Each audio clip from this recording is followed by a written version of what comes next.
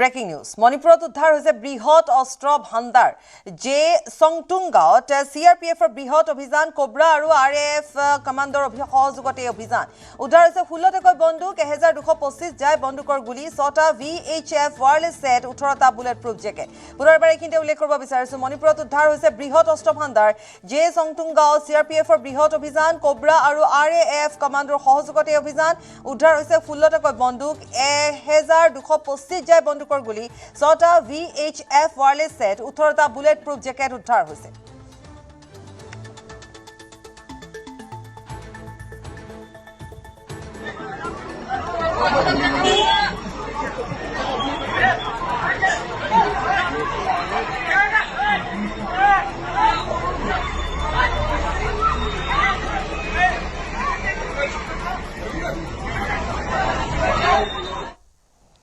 মেঘালয় আৰক্ষী দলৰ শ্বিলং কাণ্ডৰ মাষ্টাৰমাইণ্ড ছাত্ৰ নেতা জেৰেমিয়া প্ৰথমে গ্ৰেপ্তাৰ কৰিছে আৰক্ষীয়ে খাচী ছাত্ৰ সন্থাৰ কেন্দ্ৰীয় সহকাৰী সাংগঠনিক সম্পাদক শ্বিলঙৰ নিজ ঘৰৰ পৰা ছাত্ৰ নেতাজনক গ্ৰেপ্তাৰ কৰিছে আৰক্ষীয়ে পেট্ৰল বোমা নিক্ষেপৰ আৰতো প্ৰথমে জড়িত সন্দেহ 19 আগষ্টত মুখত ক'লা কাপোৰ বান্ধি গাড়ী ভাঙিছিল প্ৰথমে উল্লেখযোগ্য যে 19 আগষ্টত মেঘালয়ৰ ৰাজধানী শ্বিলঙত খাচী ছাত্ৰ সন্থাৰ প্ৰতিবাদী সমদলৰ সময়ত হিংসাত্মক ঘটনা সংঘটিত কৰিছিল প্ৰথমে মুখত ক'লা কাপোৰ বান্ধি অসমৰ পঞ্জীয়নভুক্ত বাহন আৰু পৰ্যটকক আক্ৰমণ কৰিছিল এই ঘটনাৰ পিছতে অসম মেঘালয় চালকৰ মাজত সংঘাতৰ সৃষ্টি হৈছিল এই ঘটনাত জড়িত অভিযোগত পূৰ্বে তিনি ছাত্ৰ নেতা গ্ৰেপ্তাৰ কৰি জেললৈ প্ৰেৰণ কৰা হৈছিল কিন্তু এই নেতাগৰাকী যেহেতু এই কাণ্ডত জড়িত এই মাষ্টাৰমাইণ্ডজনক মূল মাষ্টাৰমাইণ্ডজনক গ্ৰেপ্তাৰ কৰিব পৰা নাছিল অৱশেষত গ্ৰেপ্তাৰ কৰা হ'ল আৰু এই মূল মাষ্টাৰমাইণ্ডজনৰে শ্বিলং কাণ্ডৰ মাষ্টাৰমাইণ্ড বুলি ইতিমধ্যে মেঘালয় আৰক্ষীয়ে জানিবলৈ দিছে জেৰেমিয়া প্ৰথমী ছাত্ৰ নেতা জেৰেমিয়া প্ৰথমী খাচী ছাত্ৰ সন্থাৰ সৈতে যেহেতু বৈঠকৰ কথা আছিলে তাৰ মাজতে যেহেতু উদ্ভণ্ডালি সৃষ্টি কৰা এই ঘটনাটো আসলে মূল যেটো ঘটনা সংঘটিত হৈছিল এই যি ছাত্ৰৰ দল এই দুষ্কৃতিকাৰী এওঁলোকে কৰিছিল অৰ্থাৎ এই ছাত্ৰ নেতা কেইগৰাকীয়ে কৰিছিল তাৰ ভিতৰত কেইবাগৰাকীকো ইতিমধ্যে গ্ৰেপ্তাৰ কৰা হৈছে আৰু মূল মাষ্টাৰমাইণ্ডক ইতিমধ্যে গ্ৰেপ্তাৰ কৰিছে মেঘালয় আৰক্ষীয়ে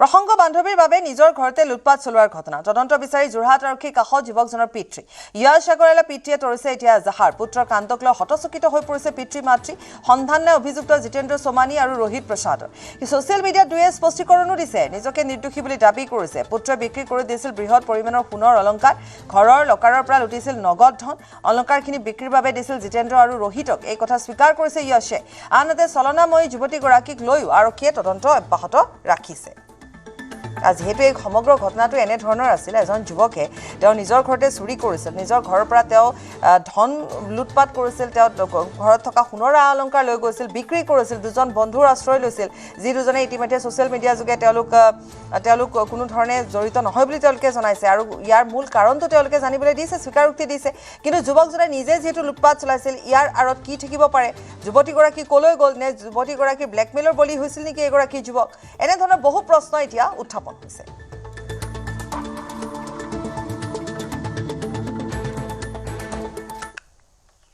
ডোনাল্ড ট্ৰাম্পৰ পুত্ৰৰ মূৰৰ মূল্য নিৰ্ধাৰণ কৰিছে ইৰাণে ট্ৰাম্পৰ পুত্ৰ বেৰেন ট্ৰাম্পৰ সন্ধান দিওঁতালে 95 কোটি টকাৰ পুৰস্কাৰ ঘোষণা ইৰাণৰ টেলিভিছনত প্ৰকাশিত খবৰক লৈ এতিয়া চাঞ্চল্যৰ সৃষ্টি হৈছে ট্ৰাম্পৰ পুত্ৰ বেৰেন ট্ৰাম্পৰ সন্ধান দিওঁতালে পুৰস্কাৰ ঘোষণা কৰা হৈছে সন্ধান দিওঁতালে 95 কোটি টকাৰ পুৰস্কাৰ ঘোষণা কৰা হৈছে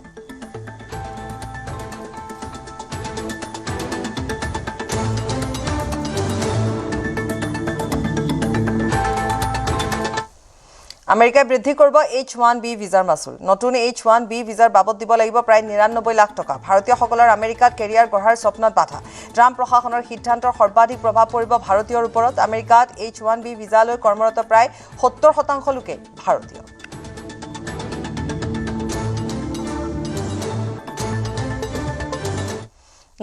পুৰৰ মিছামাৰীত ভয়ংকৰ দুৰ্ঘটনাত দুই মটৰচাইকেল আৰোহীৰ মৃত্যু ট্ৰাকৰ খুন্দা তিতাতে নিহত দুই বাইক আৰোহী ঘটনাস্থলীত হেলেম আৰক্ষী উপস্থিত হৈ মৃতদেহ উদ্ধাৰ কৰে লখিমপুৰলৈ এখন বিয়াৰ অনুষ্ঠানৰ বাবে গৈ থকা সময়তে এই ভয়ংকৰ দুৰ্ঘটনাটো সংঘটিত হৈছে হেলেম আৰক্ষীয়ে উদ্ধাৰ কৰিছে দুই বাইক আৰোহী তিতাতে মৃত্যু হৈছে দুজন মানুহ পৰি আছে আৰু বাইকটো মানে আছে স্পট ডেড দুজন আৰক্ষী আহি গাড়ী সাইড কৰি গাড়ীটো লৈ গ'ল মানুহ দুজন ইয়াতে পৰি থকা দেখিছোঁ কি গাড়ী আছিল ট্ৰাক গাড়ী হয় লোড গাড়ী নিচিনা দেখিলোঁ এতিয়া থানালৈ লৈ গ'ল গাড়ীখন কৰ মানুহ কি একো চিনি নাপায় ডেড হৈ আছে মানুহটো ৰাতিপুৱা খোৱা বোৱাই শুই আছিলোঁ খোৱা বোৱাই শব্দটো শুনিলোঁ নাপা আহি চালোঁ মানুহ দুটা আগ চকাত তলত আছিলে ট্ৰাক গাড়ী হেৰি বাইকৰ লগত লাগি ফচি সোমাই আছে বীৰ লাচিত সেনা অসম শিমলুগুৰি আঞ্চলিক সমিতিৰ সভাপতি মানক চেতিয়াৰ মৃত্যু দেওবাৰে বিহুবৰত পথ দুৰ্ঘটনাত আঘাতপ্ৰাপ্ত হৈ চিকিৎসাধীন হৈ আছিল মানক চেতিয়া ডিব্ৰুগড়ৰ অসম মেডিকেল কলেজ হাস্পতালত চিকিৎসাধীন অৱস্থাত মৃত্যু হয় যুৱকজনৰ মানক চেতিয়াৰ মৃত্যুত শোকৰ ছাঁ পৰিছে বানপীড়িত ৰাইজৰ বাবে দিনে নিশাই তেওঁ সহায়ৰ হাত আগবঢ়াইছিল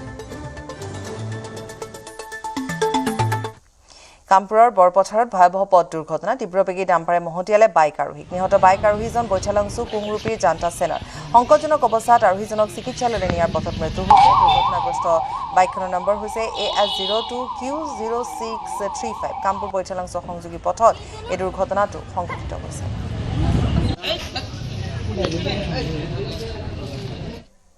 গোলাঘাটৰ চিকিৎসকৰ ভুলৰ বাবে জুস্মিতা বৰা নামৰ এগৰাকী যুৱতীৰ মৃত্যুৰ অভিযোগ চিকিৎসক ভাস্কৰ হাজৰিকাই যুৱতীগৰাকীক কৰা অস্ত্ৰোপচাৰত গাফিলতি কৰাৰ অভিযোগ অস্ত্ৰোপচাৰৰ পাছতে জুস্মিতা বৰা নামৰ যুৱতীগৰাকীৰ শেষ হৈছিল জীৱন চিকিৎসকগৰাকীয়ে ভুল চিকিৎসাৰ বাবে গুৱাহাটীত 9 দিন চিকিৎসাধীন হৈ যোৱা 20 আগষ্টত খুমটাই কচুপথাৰত জুস্মিতাৰ মৃত্যু হয় এই ঘটনাৰ পাছতে ভুক্তভোগী পৰিয়ালটোৱে গোলাঘাট থানাত চিকিৎসকজনৰ বিৰুদ্ধে ৰুজু কৰে এক গোচৰ এই গোচৰৰ ভিত্তিতে আৰক্ষীয়ে নিশাই চিকিৎসক ভাস্কৰ হাজৰিকাক থানালৈ মাতি নি সোধা পোছা কৰে ঘটনা অনুসৰি 25 জুলাইত গোলাঘাট HGM নাৰ্ছিং হোমত চিকিৎসক ভাস্কৰ হাজৰিকাৰ তত্ত্বাৱধানত জুস্মিতা পেনক্ৰেছত হোৱা পাথৰ অপাৰেশ্যন কৰা হৈছিল অপাৰেশ্যন কৰা 8 দিনৰ পিছত চিকিৎসকে যুৱতীগৰাকীক ঘৰলৈ যাবলৈ দিছিল পাছত পুনৰ চেকআপৰ সময়ত যুৱতীগৰাকীৰ স্বাস্থ্য পুনৰ অৱনতি ঘটে তাৰ পিছতে চেম্বাৰলৈ লৈ যোৱা হয় ভাস্কৰ হাজৰিকাৰ আৰু এই চিকিৎসকগৰাকীৰ পৰামৰ্শৰ মতে যুৱতীগৰাকীক HGMত ভৰ্তি কৰা হয় জুস্মিতাৰ স্বাস্থ্যৰ অধিক অৱনতি ঘটাৰ ফলত যোৰহাটলৈ স্থানান্তৰ কৰা হয় ইফালে যোৰহাটৰ চিকিৎসকসকলে যুৱতীগৰাকীৰ পেটৰ ফলা অংশৰ চিলাই দেখি হতচকিত হৈ পৰে ৰোগীৰ চিকিৎসাৰ বাবে গেষ্ট্ৰলজি বিভাগৰ চিকিৎসক যোৰহাট আৰু গোলাঘাটত উপলব্ধ নাই যাৰ বাবে ৰোগীগৰাকীক ততাতৈয়াকৈ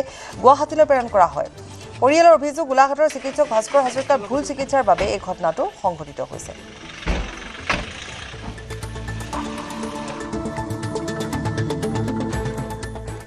শিৱসাগৰ ৰুদ্ৰসাগৰ ৰূপহী বিল বনগাঁও প্ৰাথমিক বিদ্যালয়ত বান আশ্ৰয় শিবিৰত হৃদয় বিদাৰক ঘটনা আশ্ৰয় শিবিৰত 11 বছৰীয়া নিবিৰ হাজৰিকা নামৰ এটি বিশেষভাৱে সক্ষম কিশোৰৰ মৃত্যু জ্বৰ আৰু ডায়েৰিয়া সদৃশ ৰোগত আক্ৰান্ত হৈ আছিল কিশোৰগৰাকী প্ৰলয়ংকাৰী বানৰ বাবে 21 জুলাইৰ পৰা আশ্ৰয় শিবিৰতেই আছিল স্বাস্থ্যৰ অৱনতি ঘটাত MCHত ভৰ্তি কৰা হয় কিছু সুস্থ হোৱাত পুনৰ শিবিৰলৈ অনা হৈছিল আজি পুৱা শিবিৰতে মৃত্যু হয় নিবিৰৰ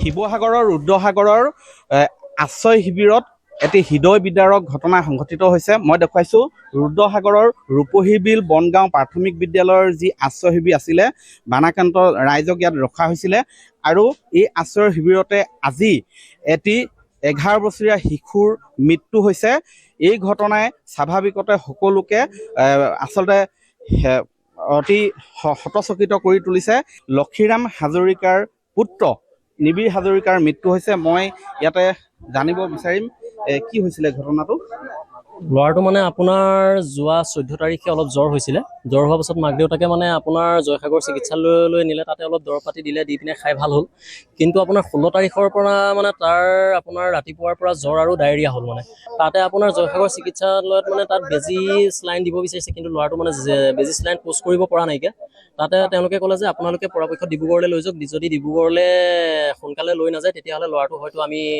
নাথাকিব মানে তেনেকৈ বুলি ক'লে কিন্তু আমি তাতে চৰকাৰী এম্বুলেন্সৰ লগত যোগাযোগ কৰিব বিচাৰিছিলোঁ প্ৰায় আপোনাৰ 4-5খনমান এম্বুলেন্স মানে ব্যস্ত বুলি ক'লে আহিব নোৱাৰো বুলি ক'লে সময়তাক ব্যক্তিগতভাৱে ফোন কৰি তেওঁক জনোৱাৰ পাছত তেখেতে ব্যক্তিগতভাৱে তেওঁ গাড়ী যোগাৰ কৰি দিলে তেওঁৰ দ্বাৰাই আমি ডিব্ৰুগড়লৈ বাচ্চাটোক লৈ যাবলৈ সক্ষম হ'লোঁ কিন্তু তাৰ পাছতে বাচ্চাটো ডিব্ৰুগড়ত কি ক'লে কি নক'লে মাক দেউতাকে সেই কথাষাৰ জানিব বাৰু কিন্তু ডিব্ৰুগড়ৰ পৰা যোৱা পৰহি দিনা লৈ গুচি আহিল লৈ অহাৰ পাছত দৰৱ পাতি খুৱাই মেলি আছিলে আজি ৰাতিপুৱা হঠাতে মানে প্ৰায় 6 বজামানত মানে ল'ৰাটো মানে আমি ইয়াতে গম পাইছোঁ যে ল'ৰাটো মানে নাই বুলি মানে আজি কি হৈছিলে আজি ৰাতিপুৱা মাকে বোলে তাক বোলে মেডিচিন এটা খুৱাই দিওঁ বোলে দৰৱ এটা খুৱাই দিওঁ এই ভাগিনীজনী আছে ভাগিনীক ক'লে বোলে তাক বোলে দাঙি লৈ আনিছোন বোলে ভায়েকৰ সৈতে দুইটা এনেকৈ গাবমে কৰি তাক যে অকণমান আগতকৈ চাগে সুস্থ হৈছে অকণমান শুৱক বুলি জোগাই দিয়া নাই তাৰপৰা তাই দাঙি আনিছে তেতিয়া দেখিলে বাচ্চাটো নাই কোন ক্লাছত পঢ়ি আছে? পঢ়া নাই মানে সি উঠিব মেলিব নোৱাৰে, একোৱে কৰিব নাই, অকল শুই থাকে বিচনাতে। চিকিৎসাৰ বা খোৱা পানী এইবোৰ চব ঠিকে দি আছে? খোৱা পানী বা চিকিৎসা তেনেকে আহিছে, কিন্তু যিমান পৰিমাণৰ আমি চিকিৎসাটো পাব লাগিছিলে সিমানটো পৰিমাণৰ আমি চিকিৎসাটো পোৱা নাই মানে। এনে পৰিৱেশে বৰ্তমান বিৰাজ কৰিছে। আমি এদিন পূৰ্বে বাতৰি সম্প্ৰচাৰ কৰিছিলোঁ যে ৰুদ্ৰসাগৰ এলেকাটোৰ পৰা এতিয়াও পানী যোৱা নাই, সম্পূৰ্ণ আবদ্ধ হৈ আছে পানী, যাৰ ফলত আচলতে বিভিন্ন ৰোগে দেখা দিছে।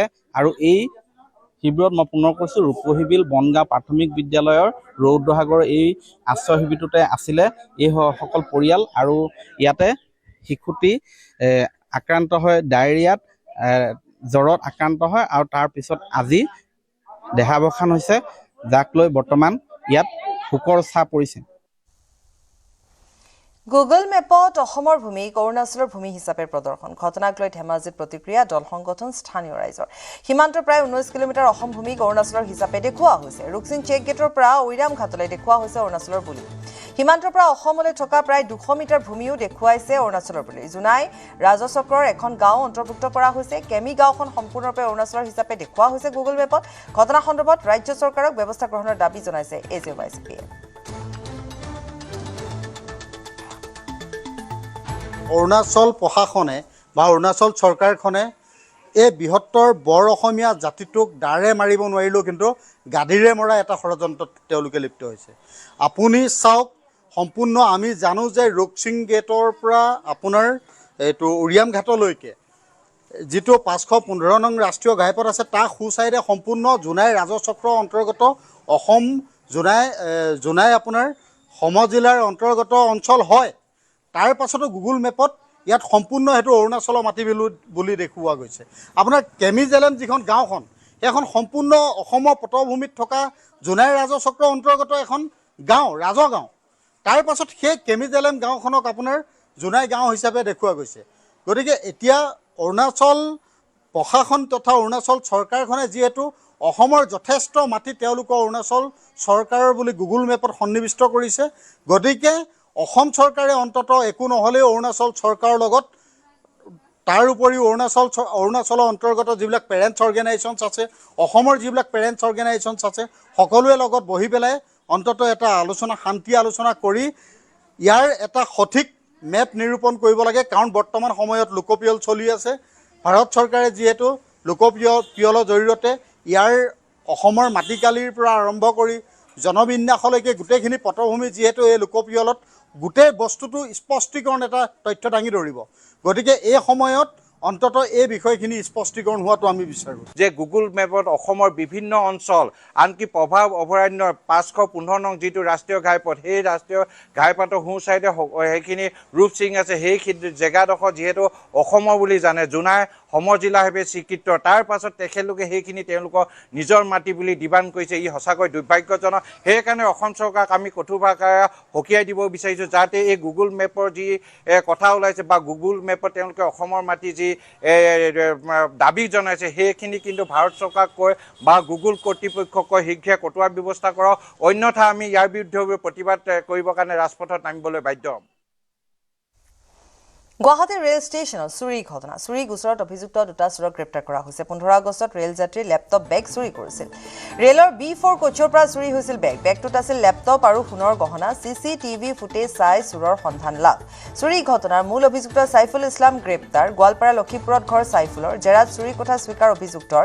চুৰি কৰা লেপটপ বিক্ৰী কৰা তথ্য পোহৰলে। সোণৰ গহনা আন এজনৰ হাতত গতাই দিয়াৰো স্বীকাৰোক্তি দিছে। ঘটনাৰে জড়িত আন এজনক গ্ৰেপ্তাৰ কৰা হৈছে। শিৱানন্দ বিশ্বাস নামৰ আন এটা চোৰকো গ্ৰেপ্তাৰ কৰা হৈছে। আগৰ এটা ৰেল চুৰি গোচৰতো জড়িত আছিল শিৱানন্দ। দুই অভিযুক্তক গুৱাহাটী GRPলৈ হস্তান্তৰ কৰা হৈছে।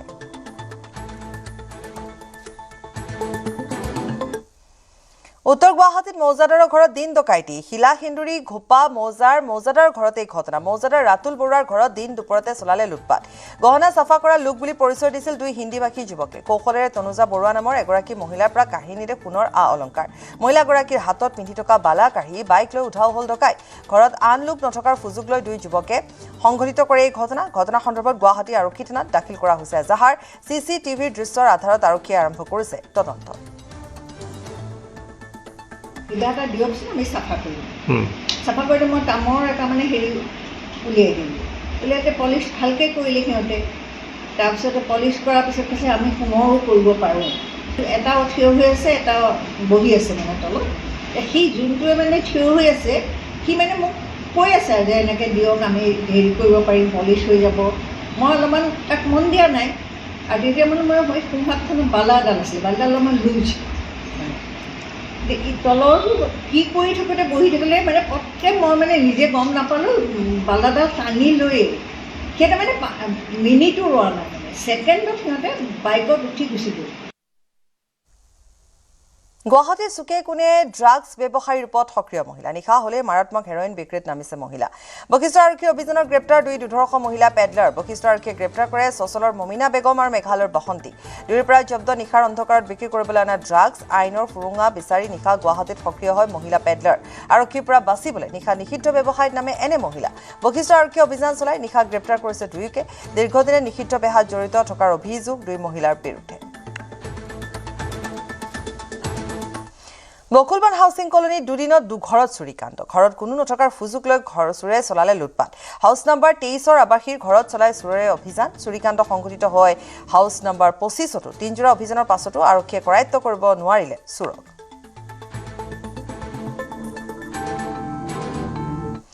বৰপেটাত 8জন চাইবাৰ অপৰাধী গ্ৰেপ্তাৰ। জব্দ 835খন নন এক্টিভ চিম কাৰ্ড, 30টা মোবাইল, 53খন এটিএম কাৰ্ড। কলগাছিয়া আৰক্ষীৰ গোপন অভিযানত গ্ৰেপ্তাৰ হৈছে 8 অভিযুক্ত। কলগাছিয়া, বৰভিঠা, মইনবৰী আৰু বাগবৰত চলিছিল আৰক্ষীৰ অভিযান। পৃথকে পৃথকে অভিযান চলাই গ্ৰেপ্তাৰ অভিযুক্ত কেইটা।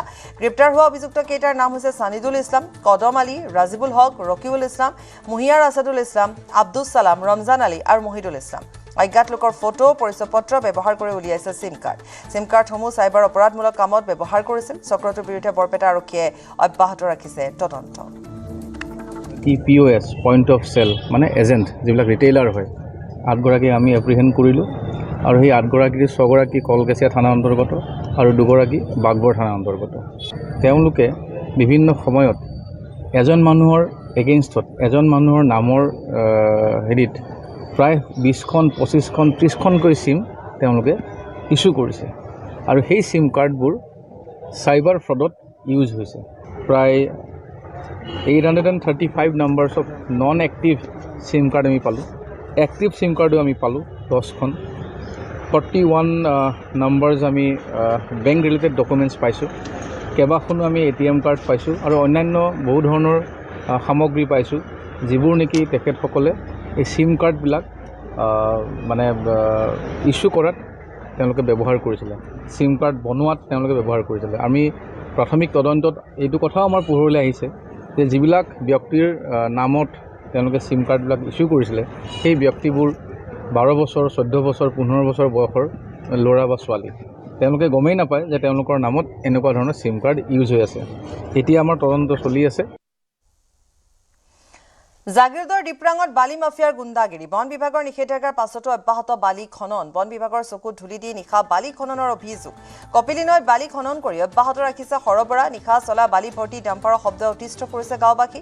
অনৈতিক কাৰ্যত বাধা বা সোধাপোছা কৰিলে দাদাগিৰি দেখুওৱাৰ অভিযোগ। পাপ্পী বিশ্বাস নামৰ এজন লোকৰ বিৰুদ্ধে বালি খননৰ অভিযোগ। বহা, ডিপ্ৰাং আদি অঞ্চলৰ কপিলী নৈত চলা খননক লৈ অতিষ্ঠ হৈছে ৰাইজ।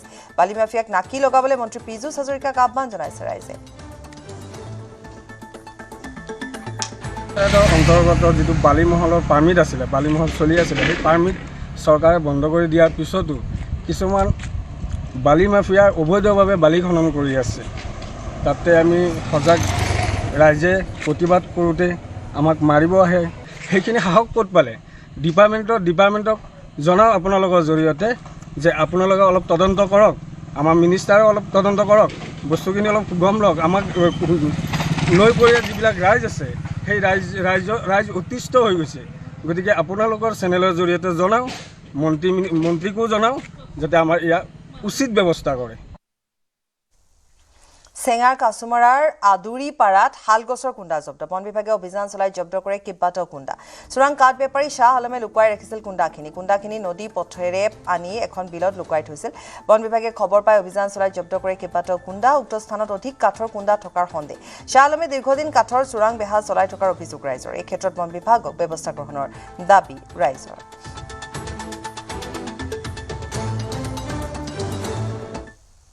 শিৱসাগৰৰ আমগুৰি ঘাটত মৃতদেহ উদ্ধাৰ দিখৌ নদীত উদ্ধাৰ অচিনাক্ত মৃতদেহটো স্থানীয় লোকে প্ৰত্যক্ষ কৰে যুৱকৰ মৃতদেহটো পিন্ধনত ক'লা পেণ্ট ক'লা টি চাৰ্ট আছে মৃতদেহটো দিখৌৰ আৱৰ্জনাত লাগি আছে মৃতদেহটো ক'ৰ পৰা আহিছে আমি ক'ব নোৱাৰোঁ আহি বৰ্তমান আমাক এনেকৈ টাৰ্ণিঙৰ এই খৰিঘৰৰ ওচৰতে আমাৰ লাগি আছে তাহলে সোনকালে যদি লৈ যায় সেইটো ভাল আমাৰ এইডোখৰ আমগুৰি মেটেকা হাউনি ঘাটৰ ৰাতিপুৱা ডেড বডি এটা আহি দেখিছোঁ ইয়াত লাগি আছে উটি অহা ক'লা পেণ্ট পিন্ধি আছে ক'লা টি চাৰ্ট পিন্ধি আছে এতিয়ালৈকে পুলিচো আহি পোৱা নাই সোনকালে যে এইটো আহি প্ৰশাসনে লৈ যায় তাকে আমি হেৰি কৰিছোঁ এইটো ৰাতিপুৱাৰ পৰা লাগি আছে এতিয়া কিমান দেৰি আছে আমি ৰাতিপুৱা গৰু ছাগলী খুলিব আহোঁতে দেখিছোঁ ইয়াত লাগি থকা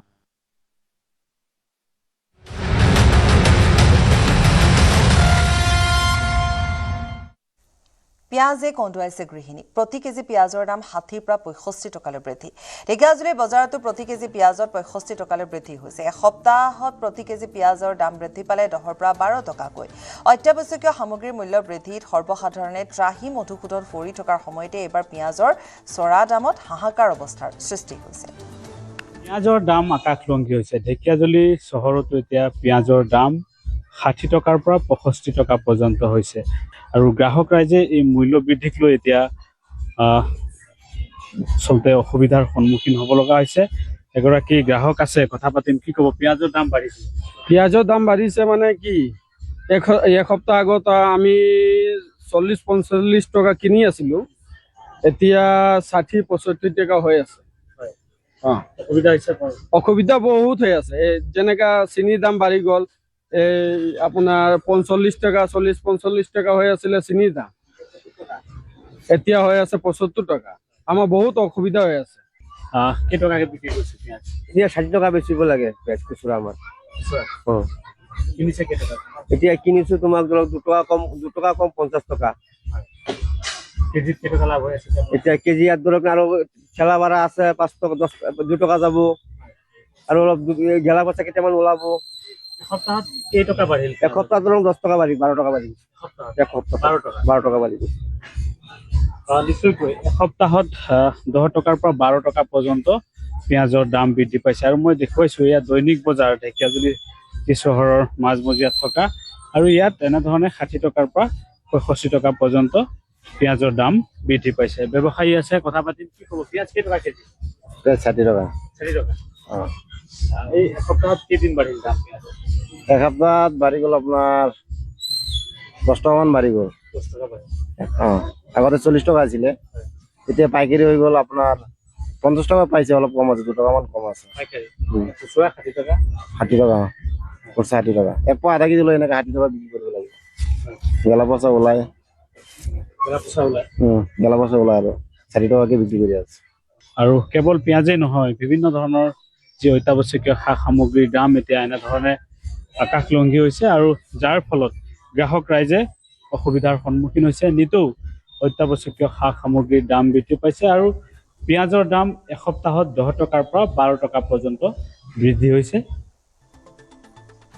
অত্যাৱশ্যকীয় সামগ্ৰীৰ মূল্য বৃদ্ধিত বিপাঙত পৰিছে সৰ্বসাধাৰণ ৰাইজে এটা মাহৰ ভিতৰতে কেইবাবাৰো বৃদ্ধি হ'ল অত্যাৱশ্যকীয় সামগ্ৰীৰ মূল্য গহপুৰৰ বজাৰতো খাদ্য সামগ্ৰীৰ চৰা দামত গ্ৰাহকৰ মাজত হাহাকাৰ অৱস্থাৰ সৃষ্টি হৈছে ৰাজ্যত এটা ব্যাগুম যোগান বিভাগ আছে যদিও শুই বহি কটোৱাৰ অভিযোগ কৰিছে গ্ৰাহকে কম উপাৰ্জনত এতিয়া অধিক মূল্য বৃদ্ধিৰে এখন ঘৰ চলাবলৈ যথেষ্ট সমস্যা পৰিছে প্ৰথমে ব্যৱসায়ীগৰাকী আছে আমি কথা পাতিম দাদা কি মূল্য বৃদ্ধি পালে এতিয়া বৰ্তমান কালিৰ পৰা আমি যিটো নেকি আমি কিনি আনিবলগীয়া হৈছে বেপাৰী হিচাপত এইটো মানে এতিয়া প্ৰত্যেক বস্তুৱে মানে পিঁয়াজ হওক বা আলুৱে হওক বা কিবা যিকোনো যেনিবা তেলৰ পৰা ধৰি গোটেইটো বস্তু মানে চেনিৰ পৰা ধৰি মানে ৫ টকা ৬ টকাকৈ মানে কেজি প্ৰতি বাঢ়ি আছে পিঁয়াজৰ দাম এতিয়া আমি ৫২ টকাকৈ আনি পেলাই আমি ৬০ টকা বেচিবলগীয়া বাধ্যত পৰিছোঁ কিয়নো হ'লচেল ৫২ তাৰপিছত আকৌ এইটো চেনিটো এতিয়া ৫৮ টকা ৬০ টকাই আকৌ গাড়ী ভাড়া আছেই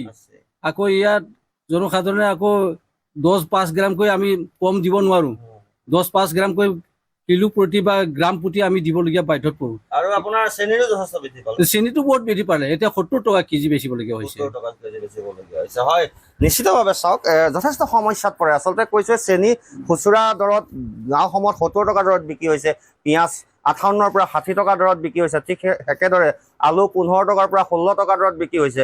মুঠৰ ওপৰত প্ৰতিবিধ সামগ্ৰীৰ মূল্য বৃদ্ধি হৈ আছে।